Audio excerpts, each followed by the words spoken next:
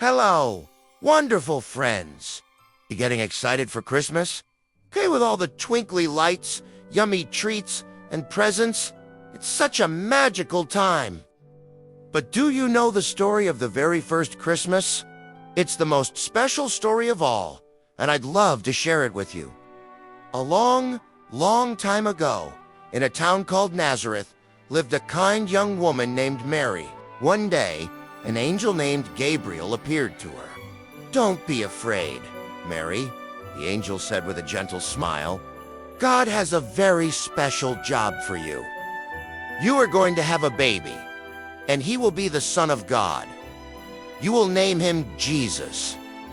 Mary was surprised, but she trusted God and said, "I will do whatever God asks."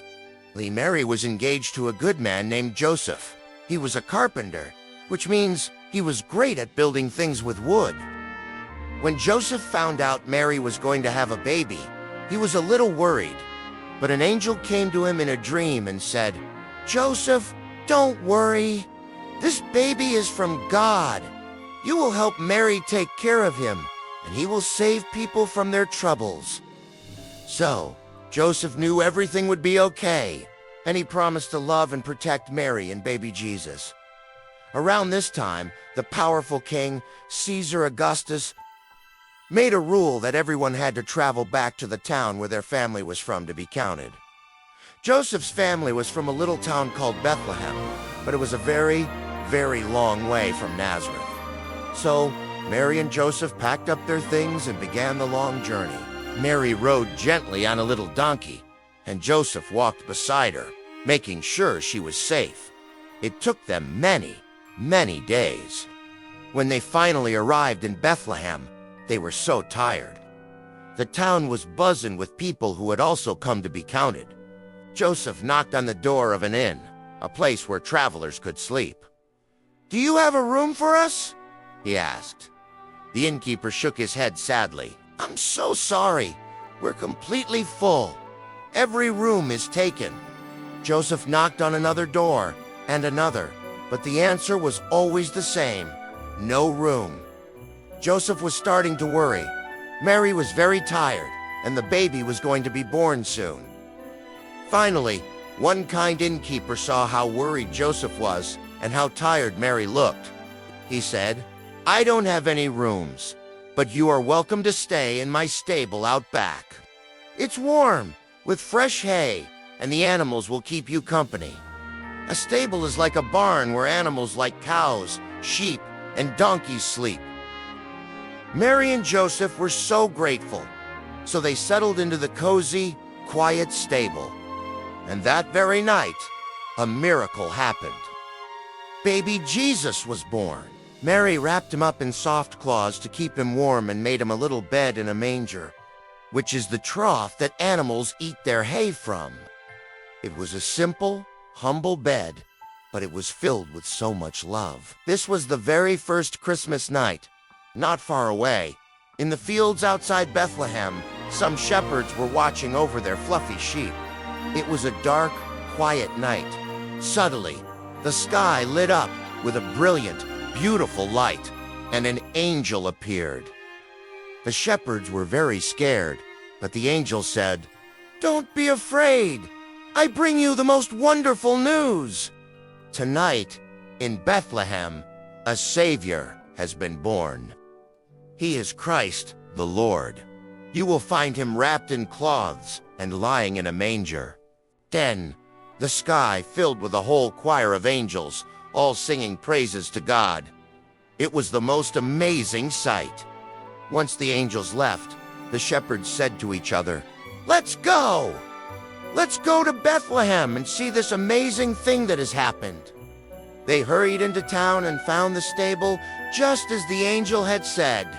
And there they saw Mary, Joseph, and baby Jesus sleeping in the manger. Good.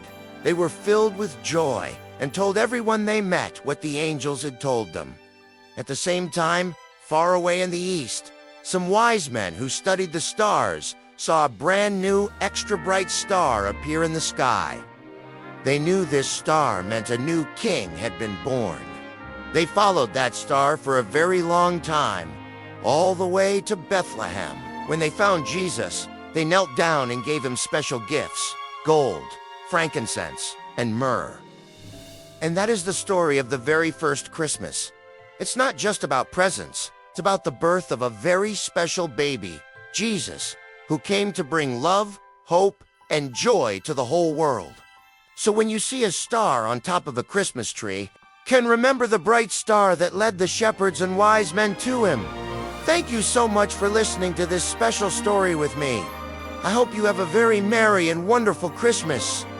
Don't forget to like this video and follow along for more fun stories. Bye for now. Way up in the North Pole, where the snow sparkles like a million tiny diamonds, lived a little polar bear named Pip. Pip was cuddly and curious, and his favorite thing in the world was watching the northern lights dance across the starry sky. One night, the night before Christmas, the sky was even more magical than usual. A bright, glowing star shone down, and Pip felt a special tingle of excitement in his fluffy paws. He waddled out of his cozy ice cave, his little black nose twitching in the frosty air. What was that sound? It was a gentle, jangling sound, getting closer and closer. Suddenly, landing gracefully in a flurry of snowflakes, was the most wonderful sleigh Pip had ever seen. It was bright red, piled high with colorful gifts, and pulled by 8 amazing creatures with big, kind eyes and magnificent antlers. It was Santa reindeer. Pip had heard stories about them from his mama, but seeing them in real life was even better than he had imagined. He hid shyly behind a snowdrift, peeking out with his big, round eyes. A friendly reindeer with a very shiny, red nose spotted him. "Hello there, little one," he said, his voice as warm as a crackling fire. "Don't be scared. My name is Rudolph. What's yours?" "I'm Pip," whispered the little polar bear, feeling a bit braver. The other reindeer all turned and smiled. There was Dasher, Dancer, Prancer, and Vixen, Comet, Cupid, Donner, and Blitzen. They were all so friendly. "We have just stopped for a quick rest before we finish delivering all of Santa's presents," explained Dasher. "It's a very busy night." Pip's eyes widened. Can I help?" he asked, his voice filled with hope. Rudolph chuckled. "Well, we could use a North Pole guide. Sometimes it gets a bit tricky to see the path, even with my shiny nose." Pip's heart did a happy little flip-flop. He, a little polar bear, was going to help Santa reindeer. He puffed out his chest proudly and led the way, padding softly through the snow and showing them the clearest, safest paths between the icy hills. The reindeer followed, their sleigh bells jingling a happy tune that echoed through the silent night.